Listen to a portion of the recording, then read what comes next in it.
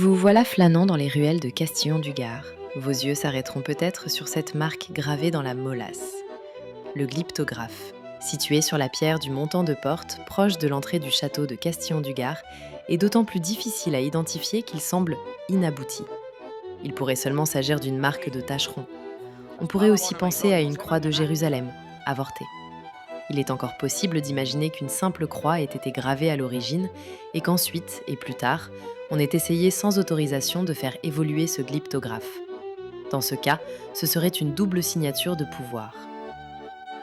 Voir ce signe sur une façade, c'était comprendre immédiatement à qui appartenait la maison. Sous l'Ancien Régime, l'église d'Uzès règne sur le village.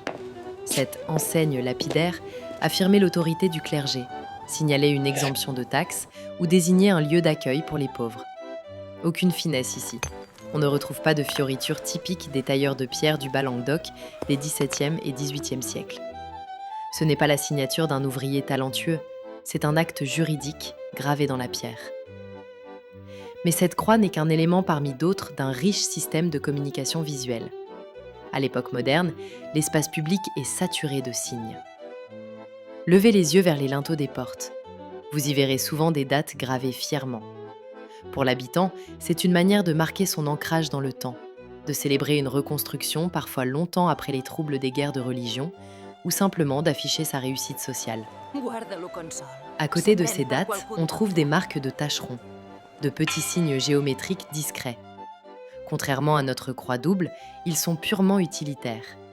Ils servaient aux ouvriers payés à la pièce à comptabiliser leur travail. C'est l'empreinte de la main-d'œuvre anonyme qui a bâti Castillon, bloc après bloc. Pourtant, le signe ne se limite pas à ce que l'on voit.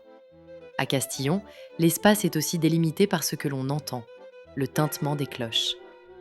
Dans une société où la montre n'existe guère, la cloche est le GPS temporel et spirituel du villageois. Elle scande la journée, l'angélus, annonce les dangers, le tocsin pour l'incendie ou l'invasion, et marque les étapes de la vie, pour les baptêmes, le glas pour les décès. Le son de la cloche définit le territoire. On appartient à la communauté tant que l'on vit à portée de voix du clocher.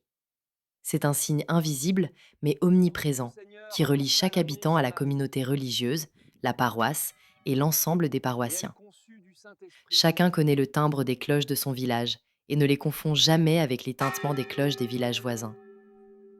Des croix de pierre aux dates sculptées, du silence des archives au fracas des cloches, Castillon-du-Gard nous raconte une histoire d'emprise spirituelle et de fierté locale. La prochaine fois que vous passerez devant ces murs ocres, écoutez-les. Ils ont encore beaucoup à nous dire. Quel beau village! N'hésitez pas à venir à Castillon-du-Gard.